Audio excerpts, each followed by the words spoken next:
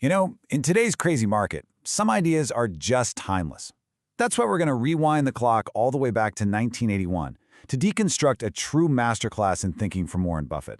We're not just going to read his shareholder letter, we're going to pull out the mental models that frankly are probably more important right now than they were back then. Okay, let's get into it. Here's the game plan. We're going to hit 5 key concepts. First, how Buffett completely reframes what earnings even mean. Then, we'll dive into the psychology of terrible acquisitions. We're also going to ask the big question, is a good business actually good enough? Then, we'll tackle the destructive power of inflation, and we'll wrap it all up with a set of principles you can use in your own work. All right, first up, let's get right to the heart of value investing. It's all about challenging what earnings really are. This is where we train ourselves to see past the accounting numbers and find the real economic truth hiding underneath. So Buffett kicks things off with this really powerful idea. See, standard accounting, your good old GAAP, it only lets a company report the dividends it gets from companies it has a minority stake in. But what about all the earnings those companies don't pay out? The money they're reinvesting, hopefully at a great rate of return. Buffett says, hey, that's our money too. It's real, it's tangible, even if you never see it on the income statement. In this slide just nails the difference. It's brilliant. We all obsess over reported earnings per share, right? But that's just the tip of the iceberg. Buffett is telling us to look under the water, at the real economic engine. Because those unrecorded, retained earnings from great businesses Berkshire owns a piece of, they can be way more valuable than the parent company's stated profits. And we're not talking about pocket change here. I mean, look at this number. In 1981, Buffett figured that Berkshire's slice of these hidden earnings from just 4 companies would top $35 million. Get this, that was more than their entire reported earnings from their insurance business. This isn't some academic footnote, it's the whole story. Okay, so once you start seeing true economic value this way, it naturally leads you to another classic Buffett lesson: how companies blow it all with ego-driven acquisitions. It makes sense, right?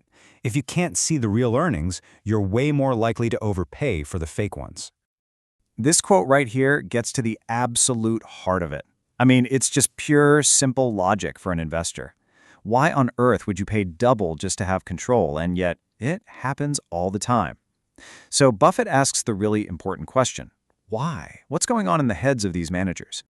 And he breaks it down into 3 unspoken psychological traps. First, you've got the animal spirits. The pure thrill of the hunt, the excitement of making a deal. Second, the obsession with size. Managers get rewarded and praised for building bigger empires, not necessarily more profitable ones. And third, my absolute favorite, this fairy tale belief that their special managerial kiss is going to turn some toad of a business into a handsome prince. And boom, here's the punchline. This is a warning to every single one of us who's ever heard a CEO get on a call and start talking about synergies. Real turnarounds, these miraculous transformations, they are incredibly rare. And more often than not, it's the shareholders who pay for that expensive kiss and end up with, well, just a toad. Now, this next part, this is what I think is the intellectual core of the entire letter. Buffett gives us a framework that is so simple but so profoundly powerful for judging how a company is really doing and whether it's a good investment. Just think about this question for a second. It sounds like a riddle, right? How can a company that's making money be a bad investment? But Buffett lays out the answer, and it's all about one thing. It's not about profits in a vacuum. It's about profits compared to your other options. Okay, the context of 1981 is absolutely key here. You could buy a long-term, basically risk-free government bond and get a 16% yield. Buffett calls this the crossbar. It's the hurdle. It's the return you could get by doing almost nothing.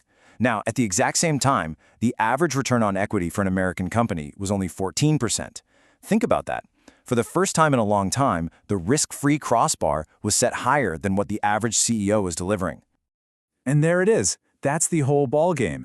If a business cannot generate a return on its equity that is significantly better than what you or I could get by just sitting on our hands and buying a bond, then that business is actually destroying value for its owners. It fails to clear the bar.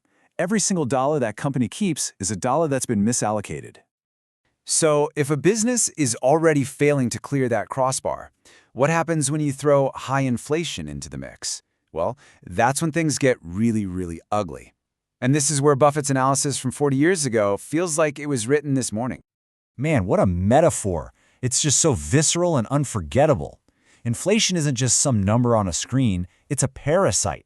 It's a living thing inside a company, eating capital before the owners, the shareholders, ever get a chance to see it. And it's a parasite that's a lot hungrier in some businesses than in others. So here's how this nasty thing works. To sell the exact same number of widgets next year as you did this year, your company needs more cash. Why? Because your inventory costs more, your receivables are higher, everything costs more. For a business that's already capital intensive and earning low returns, this means every penny of so-called profit gets eaten by the tapeworm just to stay in the same place. There's nothing left over for actual growth. All right, let's pull all these threads together. Let's turn these big ideas into a set of principles we can actually use. This is about taking the theory and building a practical toolkit for navigating whatever the market throws at us. I just love this quote. It's so humble. Buffett is admitting that even he makes mistakes. But the lesson is crystal clear. It's not about being a genius who can predict when the storm is coming.